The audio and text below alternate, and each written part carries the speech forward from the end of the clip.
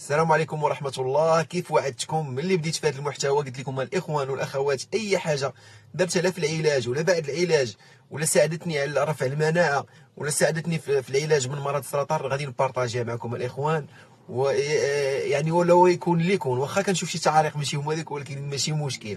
المهم هو اللي عندي انا هو الرساله خصها توصل. بعد ما بارطاجيت معكم مؤخرا الكركم الاخوان بغيت نبارطاجي معكم لبان الذكر والصمغ العربي. لبان الذكر والصمغ العربي غادي نوريكم كيفاش كندير لي انايا، ومن بعد راه غادي نحط لكم الفيديوهات ديالو كيفاش ومنين جاني وكيفاش يعني كيفاش تعرف لبان الذكر واش الاصلي ولا لا.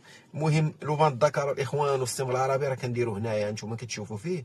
هذا كنبيتو ليله كامله والصباح كنفطر كيف عارفين بالتمر والكركم، يعني الوصفه السحريه اللي الحمد لله لقيت عليها الراحه ديالي، وما كنبقى كناكل حتى شي حاجه حتى لخمسة العشيه. يعني كندي معايا هاد القرعه ديال الماء الخدمه ديالي كنبقى كنشرب فيها النهار كامل حتى كنجي في العشيه، يعني كندير الصيام متقطع بلبان الذكر والصمغ العربي. يلا الاخوان حتى لهنا، ونتمنى من الله هذا الفيديو يعني اللي بغى يعرف خليو لي تعاليق اي سؤال مرحبا. اللي عنده شي فكره نكون انا غلط ولا شي حاجه مرحبا. النقاش مفتوح الاخوان، راه خوكم القلب ديالو واسع. نتمنى الاخوان تبارطاجيو اي فيديو فيه الفائده للناس، راه ما تعرفوا الخير فين كاين. يلا السلام عليكم.